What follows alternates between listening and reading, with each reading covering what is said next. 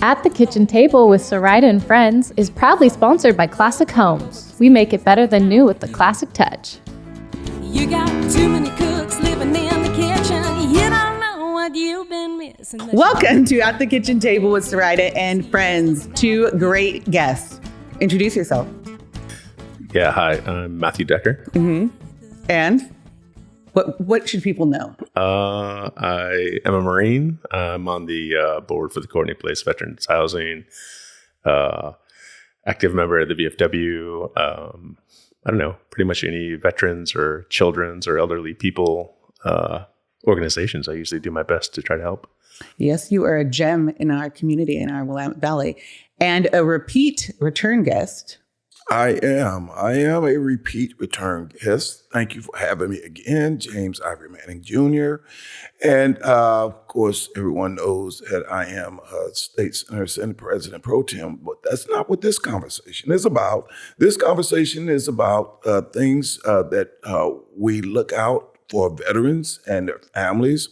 Honored to be here with Matthew. And by the way, here's something I want to give you. I have carried this with me for a number of years, and it is a Marine Corps dog tag. Yeah, so I thought it'd be appropriate at this time, since I knew that I would be here with you, to present that to you. You can take it out the package and, strap it on. Look at that gift giving at the kitchen table. Yeah. So, getting ready for the holidays. Well, I'm honored. As I'd mentioned, my younger brother was a Marine. I have cousins that are in the Marine and also in the Navy. So I won't combine the two because, as I understand, there might be some sore spots between the Marines and the Navy. Navy, if you're out there, I love you too. That's awesome. That's super nice. So speaking of Marines, big birthday, Matt, and people will be watching this and promote that event. Yeah, so the Marine Corps birthday is obviously a big one. It's the 250th, and we always throw a party. We always raise lots of money for various veterans organizations. And then I forgot to get a turn to look. But this year, because it's a big one, we're actually doing it bigger and better. We're doing it at the Salem Convention Center. And there's going to be an actual fancy dinner before the normal Marine debauchery of just drinking. So the plan is tickets are being sold, and that's PNWMarines.com.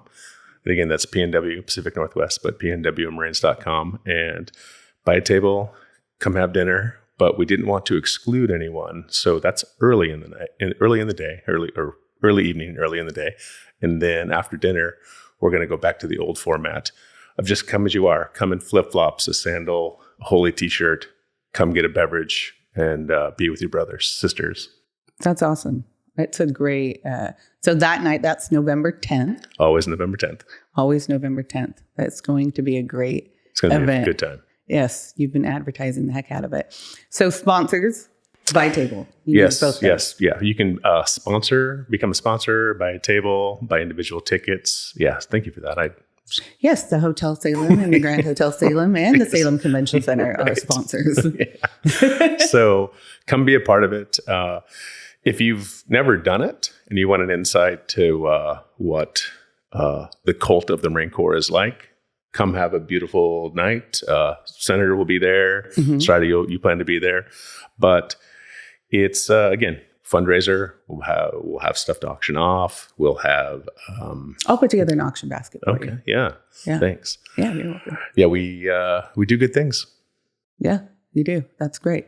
And then the next day at the convention center is the Stay Alive Veterans. And I'm on that board. So there's a dinner for that also. Yes, I will. As soon as I drag myself out of the ditch in the morning, which is a normal Veterans Day ordeal for most Marines, I will then show up for that dinner also. Yes, that's great.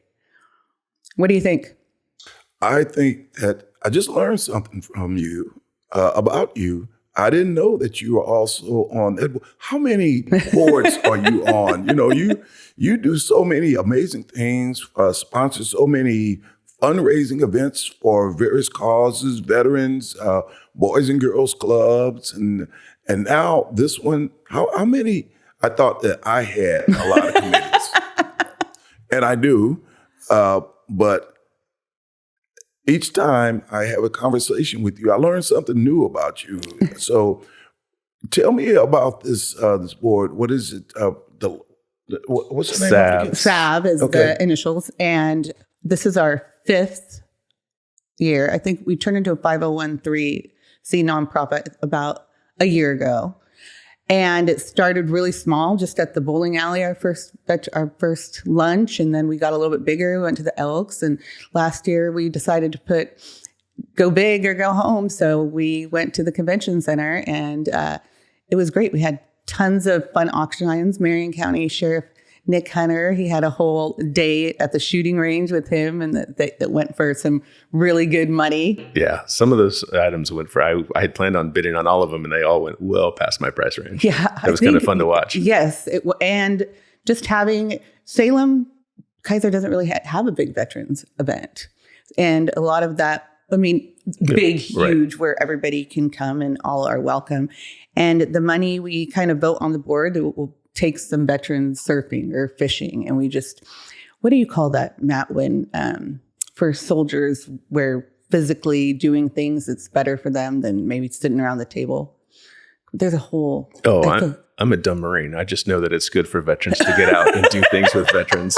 There's a term or some initials for it, but keep their mind occupied doing something positive and physical. It's good therapy. Yes, that's exactly what it's a good kind of therapy. I just attended Josh Navarrette's Northwest Forged and Fire, and so he actually teaches the veterans how to make knives. Yeah, they were the ones there last year with SAB, right? With SAB, but he did his own event this year.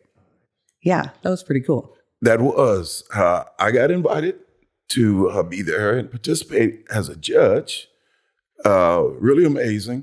So there were Marines, Navy, and Air Force. There was no Army there. Amazing. So you? Well, I mean, they were competing against each other. Yeah.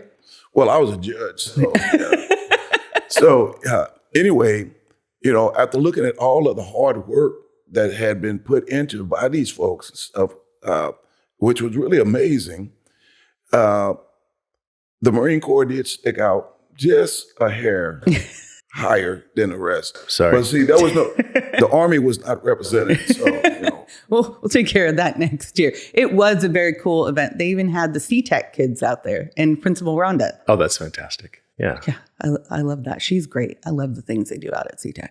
Do you ever go out there? I've not been out there yet, but I do love what they do, because some people aren't meant to go to Harvard. Some people are meant to build skyscrapers or make knives or... or fix cars. Exactly. It's a great, there's great kids out there, and she has the ability to not necessarily follow the Salem Kaiser school curriculum because they're doing different things. So I'm on their Hospitality Industry Alliance Council. There's another one, huh? There's another one. And Chemeketa is Hospitality Industry Alliance Council. They have a great program at Chemeketa. Well, when do you have time for yourself? Because you're going from one event to the next, to the next, to the next, to the next. Yeah. So when do you I like sports. Let's flip the script just a little bit. Okay.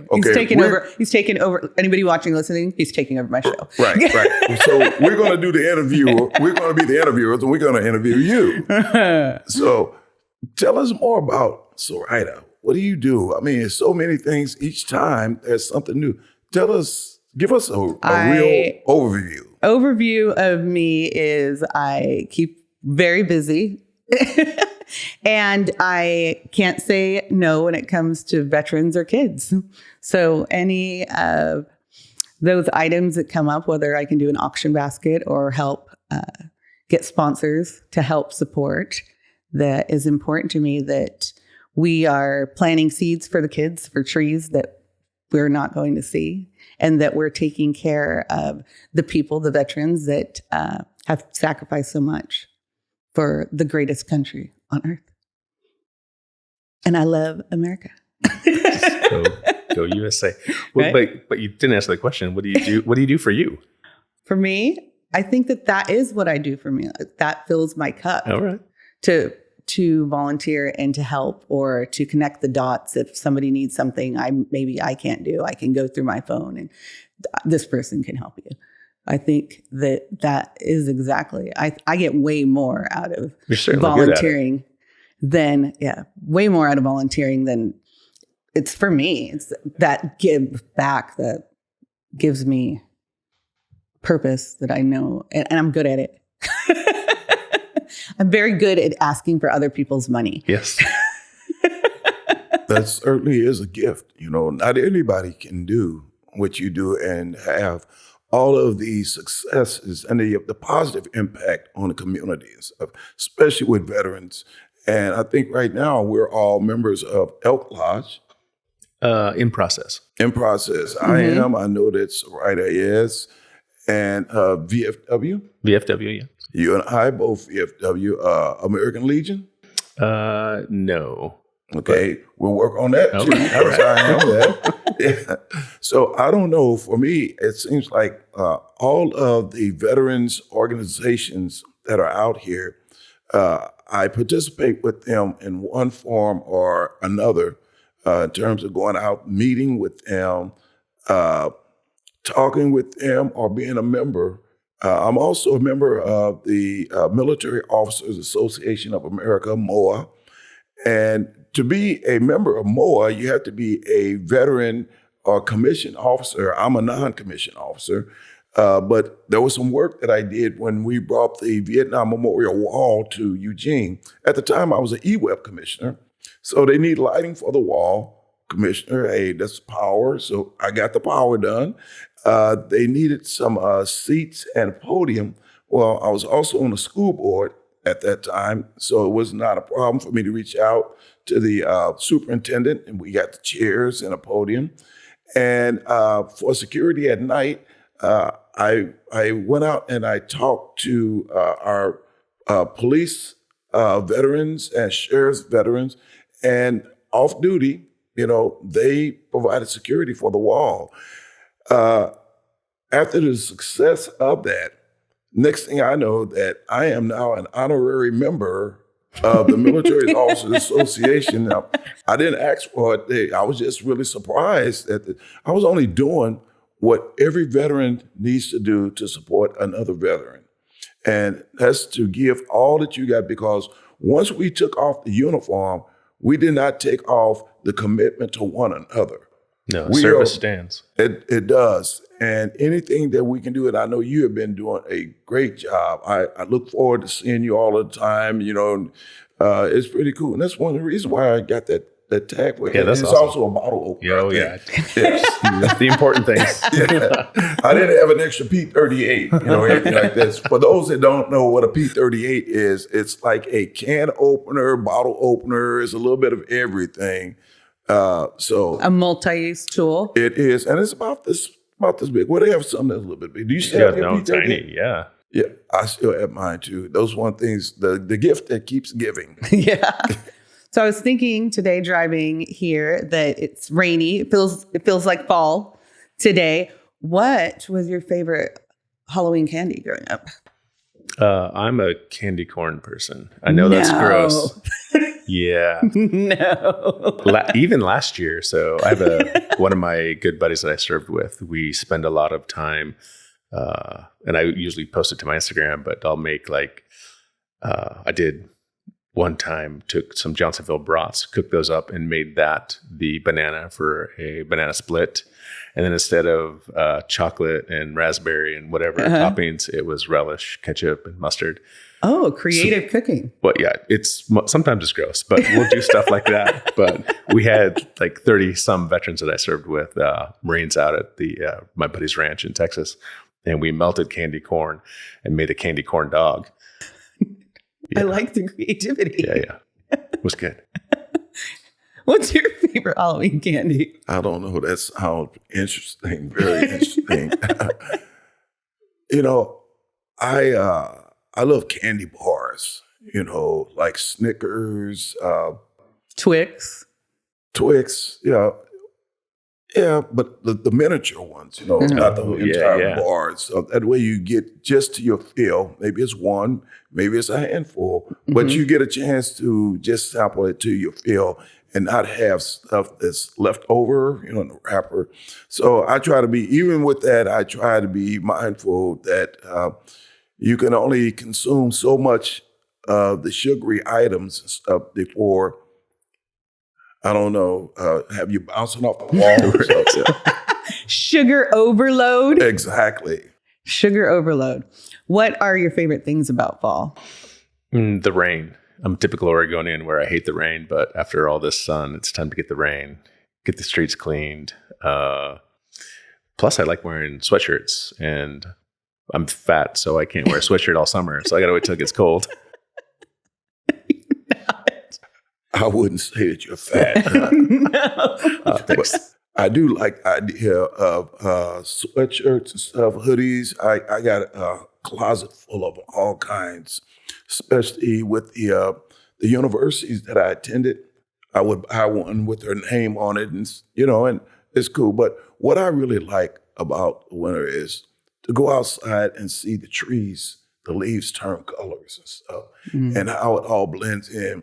Where I live in Eugene, you can come outside and you can see the mountains, because we're in the valley, and look at all of the various colors, how they all kind of blend together. It's really nice, Now, when the leaves hit the ground and stuff, that's not so nice because you got to clean them up. You got to rake it. Yeah, exactly. And unfortunately, we have neighbors that, when the wind blows, it blows all the way in my direction where I live. So we have neighbors that don't do any raking and stuff because they figure they'd give it a day and it's going to blow down the street and stuff, So That's smart. Well, not for me. It's not. I like soup. Soup weather, yes. Yes. My wife is, she pisses me off because she'll go into the kitchen and pull out just all the leftovers and make this best soup you've ever had. And I'm like, oh, can you do that again? Yeah, there's no chance. Yeah, right? And so it's just so one infuriating, yeah. Soup is good. It's just good soup weather. Sweater weather. That's an SNL skit, isn't it? Who said that? Sweater weather. I don't know. I've heard somewhere. Who knows? I think it was. So tell me, where did you serve when you were overseas, Matt? I did a Westpac, and we sat in the Persian Gulf launching aircraft off the USS Constellation. And how long were you out there? 4 months, I guess. It's like a month out, 4 months in the Gulf, and then a month back home. Thank you so much. That's so awesome. It was fun. I would do that again, actually. You would? Yeah, I launched an aircraft off an aircraft carrier. One of the coolest things in the world. And tell anybody watching or listening. People don't get to hear this firsthand. So it's super dangerous to be up there to begin with because aircraft are rolling around. There's propellers, there's jet intakes. Got to keep your head on a swivel. And then I was a final checker also. So we'd have to go down, and when they roll up onto the catapult, we'd have to just touch all the things that usually fall off, make sure they don't fall off. And then watch them do they move all their ailerons and flight control surfaces. Yeah, very much like Top Gun. Yeah. Although I've been to Top Gun, and that's actually in Fallon, Nevada. Highly overrated. Do not do that. That's the worst. Good to know. But so then what's really cool is if there's not enough wind coming over the bow, they have to go into a full afterburner. So you get the little white rings and it feels like you're just going to shake your teeth off because you're right underneath it. And then you give the thumbs up and it goes. So if they called me right now, like, hey, we need you, I'd just headphones off and you guys wouldn't see me for a while. That's not happening, but it would be real cool if it did. So you were in a real life video game. Yeah. It was super fun. What was one of your favorite jobs? I had so many. I guess being a drill sergeant was probably one of the best ones I had in terms of, my contributions. Going through attending the Drill Sergeant Academy, getting past that, and during that time, before you can go get assigned as drill sergeant, you have certain things you have to go through. You had to get approval from the command. You had to undergo a psychological evaluation, and of course your physical evaluation, all of those things before you can even get accepted to the academy. Once you get accepted to the academy, you start to live the life of a brand new recruit. Bed check, all of the phases, white phase, red phase, blue phase. Those are certain portions that comes with passing to the next level, and to get people, citizens that have no idea what they're coming into, and change them from a citizen and mold them into a fighting machine, because that's the nature of our jobs when we're in there. We're trained to protect, fight, and survive. I would start off with a platoon of maybe 65. If I graduated 30, that was a good class, because you lose that many. And I'm sure that when you were in boot camp, probably there was a lot more people that went in, started off, but not everybody finished. Do you remember? I know. I don't think we lost hardly. I think we were maybe 40 guys. Not all the racks were full, but I think we only lost like 2 or 3. Oh, okay. And I think one of them just got recycled because he got broke, because Marines break things. Yeah. I had a few. Marines break things. I had a few that broke as well. What does that mean when you say that? Injuries. Yeah. Injuries. Oh, okay. Yeah. Just can't continue to train. So. Oh, okay. Yeah. You don't get to go home. You just get rocked back, and gotcha. All right. You heal, and they start you up where you drop down. Educating anyone that's listening, what did they mean by break? An injury. Literally broken. Broken. Yeah. Exactly what the word is. Yeah. So it was interesting. I enjoyed my trail time, and I had 5 cycles, which we call them cycles, and of the 5 cycles, I was awarded drill sergeant of the cycle 4 times out of 5. So that means that I was the best in. Or they were scared of you? Yeah, that's what I'm saying. Right? That's what I'm thinking. Look at me. Don't I look like I am just such a sweet pussycat? Yeah, put on that smoky. I'm running. I keep that in my office too, by the way. The last one that I had, it's in my office. Yeah, I've seen it. Kind of reminds me, I had a guy one time come into my office. It was really amazing. And he kept looking. He looked at my my hat, and then he looked over at me, and he looked back and forth. And when we concluded our meeting, he said, "I think you were my drill sergeant." Wow. I'm like, yeah. He said, "I was there this time." I'm like, yeah. Well, he's like, I never wanted to see you again.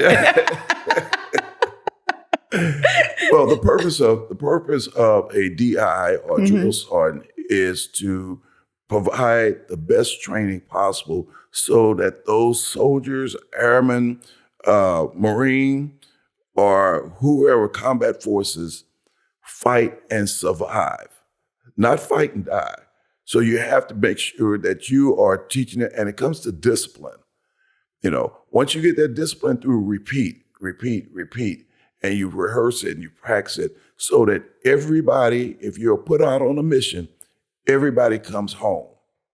That is the goal. That was my responsibility. And my last unit, I was the battalion S3, which is the training part of our battalion, to train up a battalion to ship to Iraq. I got them all trained up and had them fully equipped. They shipped at 100%. And I was one of the few whose unit came back at 100%. No casualties, no losses. Buddies of mine that were in similar situations have gone over there and not as blessed as I was with my team. So when my unit came back, I had already retired from the Army, and I received a lot of phone calls saying, "Thank you, the training that you gave us, we used it, and we all came home." That felt good. That's awesome. The last thing that I remember when we had my last formation retirement, and the I Corps, First Corps General asked me, he said that if there was one thing that you did or you feel you did that best served the Army, what would that be? Or what was it? And I told him, I said, sir, if I train one soldier to fight and survive, and that soldier trained another and someone else and continue, I said, I've done my job. And he looked at me and he smiled. I didn't expect for, a 3-star general to smile like that. And he said, well done. Yeah, well done. Yeah. And then he gave me my paperwork and said, get out. You said recently you got to meet some West Point cadets. And what advice did you give to them? Well, interesting. I'm a member of the Senior Legislative Leadership Foundation, which is a nonpartisan, nonprofit board. It's a national board where we all come together and we hone and we share our various experiences from different states. I learned some good things going through the process. Well, this time we were in Simi Valley, California. I was in Kentucky before that. And at the President Ronald Reagan National Museum. And we met some West Point cadets. Frank Luntz he is an instructor. If you do you recognize that name? He was he came up with a lot of words. He was an analyst for a lot of the news channels. Yeah, there's a lot of focus groups and stuff on television, especially doing contested races or high profile races. He's always been on there. He is an instructor at West Point now. Oh. And he brought over these cadets and I had a chance to speak to him at his house. Frank Luntz has if you've never seen it, it's remarkable. He's got a replica of the Oval Office, an actual replica in his house. He's got some amazing things in his house. There was one letter by Napoleon Bonaparte, the original letter. Yeah. Like museum stuff. Yeah. He's got a garment worn by Nelson Mandela. He's got an SS uniform. Anyway, if you collect things, you collect them. You're right. And got a chance. It's history. You're a history collector. You're collecting history, not just the good and the bad. Yeah. Right. Yeah, it's all part of history. Some notable people that were Tim Allen. Oh yeah, that's right. I saw the picture. Yeah. Well, I didn't recognize Tim Allen. Somebody had to. I didn't recognize him either in the picture. Yeah. I was like, wait, what? Oh, that is. It's been a few days since Home Improvement. Yeah. Huh? What was this thing? Yes. So the focus of it was on the West Point cadets that were there. And they all got a chance to talk a little bit about what their view of leadership and their responsibility and what they were pursuing, their various degrees and stuff. And when I finally got a chance to speak, with some urging, from someone that I know, as a matter of fact, Frank Luntz said that he better let me speak or he's going to get knocked out or something to that degree. I am not surprised. So I told the cadets, I said that first off, you sign your name, you sign a contract. You sign a contract to protect and defend the Constitution of the United States against all enemies, foreign and domestic, and that you bear true faith and allegiance to the same. And then we got into a little bit more discussion, and the Uniform Code of Military Justice came into play, which clearly states that everyone in uniform will disobey an unlawful order. If you don't disobey an unlawful order, and you're protected by doing so, but if you participate in unlawful activities, then you will be prosecuted at some point. It will happen. So they all agreed to that, but I concluded with, make sure you maintain your medical records. Get a copy of it. Yeah, a lot of people get out and they don't have any kind of proof that they sustain these injuries or anything like that because they don't have their medical records. Now you have these cameras, you can photocopy and everything else. I have 2 big boxes of my medical records. 24 years in the Army, I had a lot of injuries and stuff and just kept on going. Used to drink a lot of black coffee and take those Motrins, those big old orange ones. 800 milligrams. 800 milligrams. There you go. Take about 6 of those, get out, do a roll march, you're good to go till the next time. 800 milligrams orange? Yeah. The fix for all? Well, they don't. The effective dose of that medication is, I believe, 600. And the label tells you to only take 400. So I don't know. I don't recommend taking it without a doctor's approval because the same level that helps you is the same level that's going to destroy you. So be very careful. Be very careful. Read the bottle. Yeah. I have a friend who didn't know and was told to take the 800 milligrams a lot and was taking it every day for years and years and years and years. And now they have all the stomach problems. Yeah. Because it just kept going. And then finally, when he got out and talked to a doctor, and the doctor was like, wait, you're doing what? What do you, when he was talking about boot camp as a drill sergeant, what do you remember about boot camp and going through it? Yeah. So the Marine Corps is a little bit different. It's a lot longer. I had go longer. Yeah, 13 weeks. And I had a Army retread with me, which meant he was in the Army. And then to be a Marine, you have to go through Marine Corps boot camp. When you're a Marine, they just let you just go. They're like, yeah, we're not sending you to boot camp. But he was telling me that the Army boot camp was a lot more physical. Like they just worked out more, which if you believe all the hype, it was like, oh, there's no way. No, it was facts. But he said that the mental game, because they're really trying, like when I say the Marine Corps is cultish, it really is. They really break you down and they make you believe that you are the best. That's why Marines are we're a pain in the ass for most people because we think that regardless if it's true or not, we just are trained to think that. And he was like, I don't know if I can make this. Like he was seriously considering like self-harm. Like he's like, these mental games are really just messing with my head. So what's an example, or can you share, or is that on your cover? You can share all you want. Well, one of my least favorite things was we had to hydrate after every lunch. And after every lunch, we go back to our squad base and get online, which is everybody's got their feet all in a line in front of our racks. And we'd have to drink a canteen, a water bowl.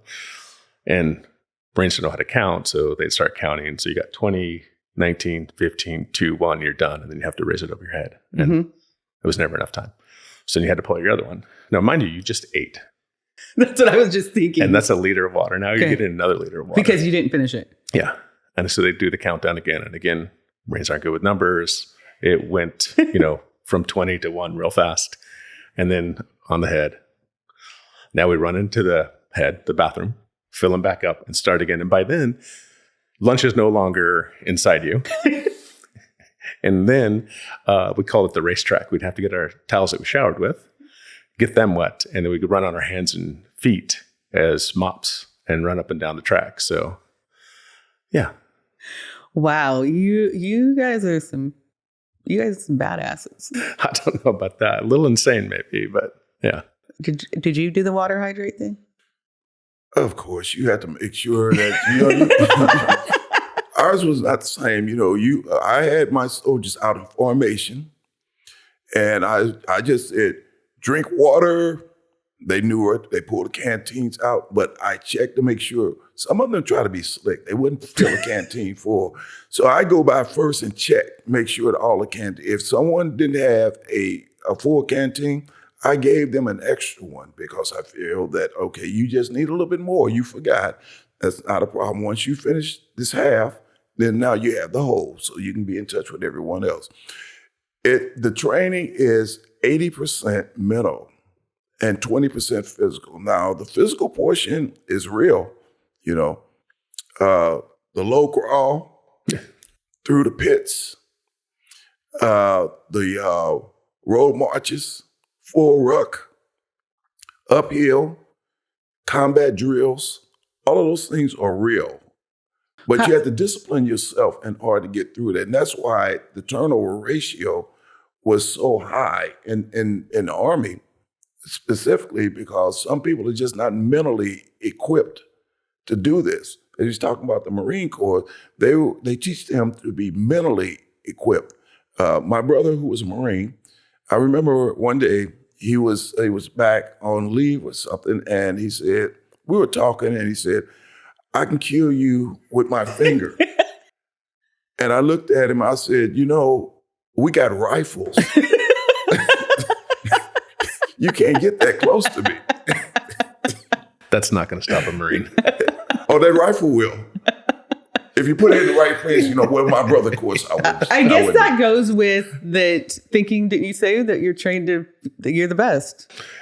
Like I said, think. Yeah. It's one of those things where, you get out into the real world and you try to adjust, which is a good topic of conversation, but it's not easy to adjust back to being regular. We go away as children, most of us. We come back as broken toys, I call it. And it's just a matter of trying to learn how to function again in the world. Mm-hmm. Because in my mind, I'm just going to kill him with my finger, right? but again, it's right. It's those thoughts, right? But it's you have, because you trained that way mentally. Yeah. It was like, boot camp, nothing was ever good enough. So we're always like, even Marines that you look at where like, oh, there's no way he's trying that hard. There's something in his life, he does it better than anyone he knows, right? And sometimes it's only one thing. And then you get the overachievers where they just keep it up on everything. And so people that are watching, listening to this podcast, and maybe they know someone or they are that someone that needs some help for any of these topics you've talked about, where's the best place to go? Where would you send someone? Or even so for mental health or the medical benefits, what's a good source that you're not just spinning in a hamster wheel? So there's veteran service officers. The ODVA has them. Marion County has some. A lot of people, I think a lot of veterans don't think they deserve the benefits that are there. There's literally, the second you sign that paperwork to go off to train, there's an account with your name in it that is your benefits. It's just a fact. So when you get out, whatever it is, go find it. But even more so, like back up from the official thing, but I do recommend all veterans go talk to your VSO. Just go do it. Even if it's something tiny and you think, oh, it was nothing. Maybe you're 30 and it's nothing, but maybe when you're 50, you're dying from it. Mm-hmm. So get everything squared away now. And what do families need to know that when maybe their loved ones are overseas and they come back? Just to be patient when you talk about that mental part of it? Yeah, just to be patient. But like I was going to say, before you go to the official, like go find your VSOs and go to the VA and go to the ODVA, get help. Find your friends. Like humans are tribal. Like it's just one thing, but that is, there's a hyper-vigilance in tribal culture in the military. And a lot of times when you get out, they're not there anymore. Mm-hmm. Right? You get a job and you're like, oh, these are my people. And you're like, well, that guy's not going to die for me. Right? And why would they? Right? That's not a normal human thing to think about. So you feel isolated. You're different. Your conversations are different. You're doing this. There's just a lot of things that are different about you. So find your people, I like that. American Legion, VFW, or just find a group. There's bars in town that are, Marine heavy or Army heavy, I'm sure, or anywhere you're at. There are places that we hang out. Go find somebody. Yeah, I agree. And thank you so much for mentioning the veteran service officers, the VSOs. We have VSOs in colleges and universities, veterans that are going back to school to rebrand themselves and finish up their degrees. Plus, we have them at all county levels and stuff. A good friend of mine had a question about his benefits, and he heard a rumor or something like that. And I asked him, I said, well, have you talked to the county VSO? And he said, no, I haven't. I said, I want you to go and talk to her. I said, because they helped me, even though I had already had a lot of stuff taken care of, but there are other additional things that's always needed. If you have questions about this, call them up, go visit them. It's always better to show up in person if you can. They're very respectful, and they will do everything they can to help you. If not, then they can pass you on to someone else. But most of the times, they're able to deal with that. There are other places that you mentioned that have popped up. Like one, just outside of my district, is Veterans Legacy, which is a converted, it used to be the sheriff's work farm. They converted it over to a healing place for veterans where they receive, if they want to get off of alcohol or something like that, or if they have some mental issues, they have professionals out there that's helping them. They live out there, and they can work, with farm equipment, grow chickens. They used to have chickens out there, but I understand. That's cool. Well, the coyotes ate them all up, so they don't have that's chickens sad. Yeah. That went from cool to sad real quick. They use this one colonel. He uses musical therapy. So every veteran that goes out there and gets involved with this, they get a string instruments. He teaches them how to do that. And upon completion of the program, they get a chance to keep that string in, whether it's a guitar, violin, or whatever, So I think that in itself is good. They got living spaces out there and food and everything else. So it's really nice. That's only one. That's only one program, but I'm sure that there are many more. I had an individual that just completed a documentary, Sean, I can't think of Sean's last name right now, but anyway, the documentary he have is based on rural veteran suicide to bring those numbers down. And they traveled around, and the film that they have done, they're going to be doing some openings, at premieres. Yeah, keep us posted. That sounds interesting, especially rural areas, right? And it's all about Oregon veterans, things like that. And they do actual interviews with family members, that have members that have, committed suicide and the impact that it has on the families. So it's very well done. I thought it was a professional filmmaker that did it, but it's not. And it'll be coming back. And the link will be available. They sent it to me through email, so I did see it because they provided a link. You'll have to get me the link. I'll have to post it on social media. Yeah, they're asking first for them to do their own premieres. Mm-hmm. So, and I think that's the right thing to do. They just gave a copy to me. Because one is that I was helped to promote it, and they even gave me in the credits, when they roll the credits, put my name on it. I didn't ask for it. Yeah. You're another place for your name. Well, I didn't ask for it, but it's really amazing. So veterans here throughout our state, are standing up. We got the work that you're doing at Courtney's place, and the Y and a host of other places around. They're there. And my job, my intent, as I said before, is to make Oregon a more veteran-friendly state.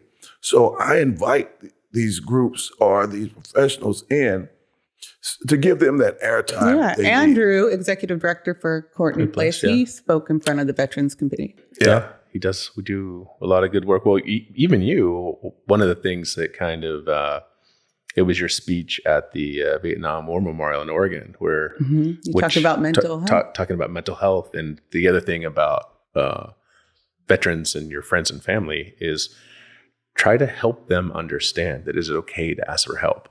Mm-hmm. Like you talked about what you were going through, that you see a counselor, and you're like, I told you to go. We're not okay. Like, I'm not okay. Like, get help. And even if it's just a beer with a friend, because sometimes that's all you need, or maybe you actually need to actually get some legit counseling. It is okay. Like, veterans, we're not hurt. We're not broken. We're not dead. Like, that's how you survive, right? You ignore all the bad. You just compartmentalize it. But sometimes you keep compartmentalizing, and sometimes there's no more room. There's no more room. And it boils over. And I mean, I think the company I work for, they have a veterans leadership meeting every year. And I think that they quoted that veteran suicide used to be 22 people a day. And I think it's down to 17 now, which I hope that it's because it's better and not because we're running out, right? Because of the age. Yeah. Well, because there's less per day because there's less of us to do that. So I'm hoping that we're doing good work. But I do have that fear. So for me, it's always like, anytime a veteran calls me, I'm like, 2 a.m, sure, let's go. Where are you going? What do you need? So you both have such humongous hearts for veterans and that's what we're built on. Yeah, it's true. On your shoulders. Well, not mine, but guys I hold up. So yeah. So thank you. It's good talk. People should know more stuff about veterans. Yeah, they need to know, and they need to, just in other veterans, you're doing fine. That's fine. Your brother looks like he's doing fine. You don't know that. Ask, how are you doing? And if they truly are someone you care about, hopefully you'll notice when they're lying to you. When they're off. Yeah. So ask again. Because again, the BS-ometer. Yeah. Oh, I'm fine. And fine is never the right answer. Right. Good. I'm happy. Yeah. Fine. We're trained, across all services to be invincible. We think there's nothing that can stop us. Real life Superman. Yeah, that's where we're trained. And we believe that, not just in the Marine Corps, but in the Army too. We believe that. So when you receive instructions of a mission, then you go and execute. My job as the non-commissioned officer in charge was to ensure that my soldiers had everything they need, to include the food they need, their pay. Make sure their pay is there on time. If they have pay problems, it's my job to solve those, help them get those things resolved, because I want to make sure that all of those things, that their families are squared away and take. All those things are necessary. As long as they know that they're going, they can focus fully and entirely on the mission. They don't have to worry about that because everything else back home is taken care of. So it doesn't stop once you get out. Obviously, we're here. We're trying to make sure that every veteran, regardless of service, regardless of the time that you were in, whether it was a year or two, some people transition from one service to another. We had, when I was training, there was one guy, he was in the Navy. He joined the Army. And the downsizing for a lot of officers to make their 20 years, they transferred to other services so that they can get that time in, so that they can retire with their full benefits. And as you mentioned, thanks for mentioning that, these are benefits. These are benefits that we agreed upon when we signed our name on that dotted line. We agreed, and America said that, yes, these are benefits that you will be entitled to, when you walk out and transition back into society. So all of the separations, all of the heartaches and stuff that you go through, and you put it all in the back of your mind and stuff, in that little box, that's the way I characterize it. And sometimes Pandora kicks that box open and those ghosts come back and you revisit those things.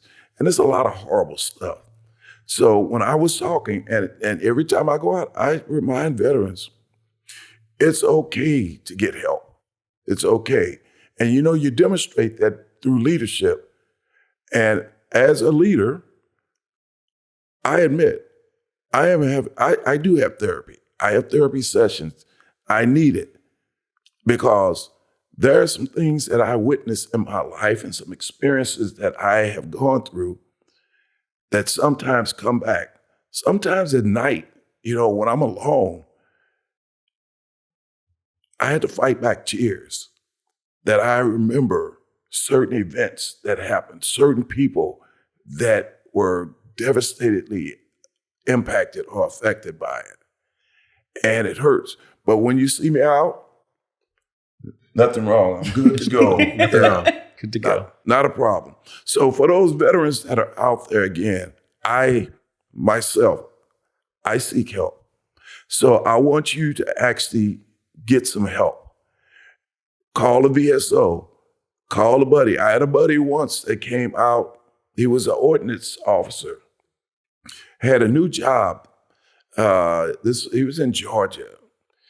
And he called me up one night and he said that whoever was in another department was messing with him and stuff, just give him a hard time. And he said, they don't know I was an ordnance officer. I have things. I talked with him for about a month straight every night to talk him off that ledge.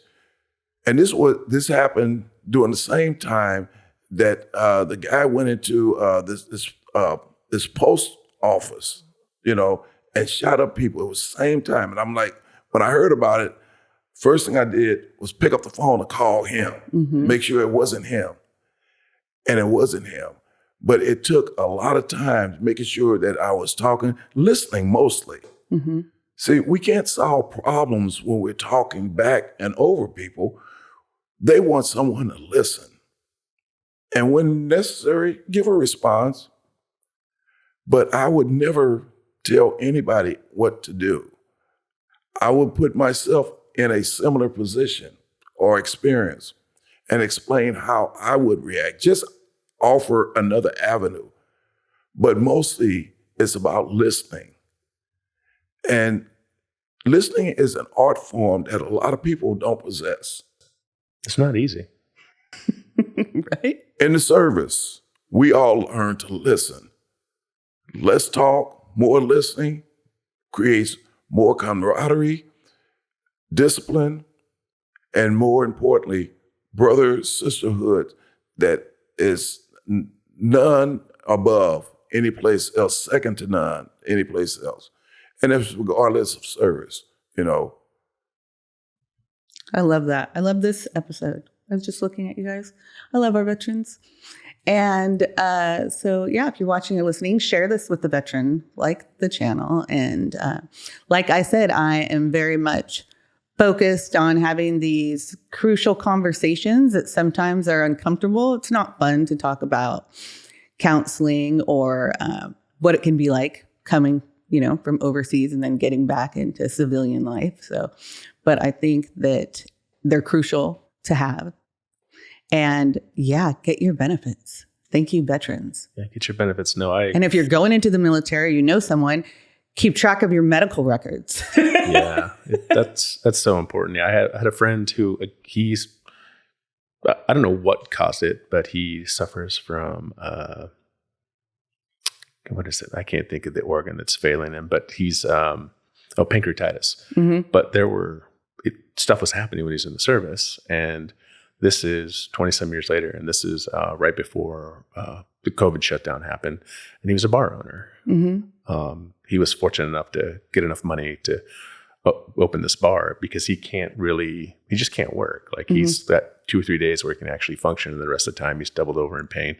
It's a long, disgusting story, and he's shutting the bar down. And I finally am like, look, man, go talk to somebody. He's like, no, I didn't do anything. I don't deserve it. All these things. Well, no, they went in, they pulled up his record, and they looked at what he's going through now. And they looked at what was on his records, and they're like, oh, no, this is covered. This is why this moment here in the service, this is what happened. And he's got 100% disability and cannot work. And so now he and his dad are on the street. So go ask for help. And even if it's nothing, because not a lot of times it's enough to actually get monetary care, but it's a thing where, oh, you know what? When you need something for that injury, the VA will pay for it. Yes. And it's good that ask for help. Yeah, in all aspects of life. I think people need to, I think it's hard sometimes, but we all need to ask for help when we need it. Yeah, and just continue on with that. A 0 rating is okay. It's the start. It's that that it has been reported. And now when you go back to increase it, you can increase it. Where you are now, it can be increased. So the main thing is, like you said, report it. There are so many veterans out there that won't, as you mentioned, that won't even file with VA. To those veterans, I ask you, please sign up at the minimum, because your numbers will help increase the resources for those veterans here that actually need it. If they don't show that the numbers bear out the need, then those other veterans that need it, dental, all these other things, they won't have access to it. So at the minimum, go online, apply for it, so the numbers will increase. Right now, we're looking at the number of veterans here in our great state are declining. And I know there are more veterans that are coming in here and that are here, So as your drill sergeant, I am directing you to at least go online and file so that we can start taking care of each other, because numbers do matter in this case, and we have to do better. Yep. Well, I think that's a great way to end this episode. The things I've learned today: keep track of your medical records. At least go sign up, because that's how we get the resources for the state. Correct.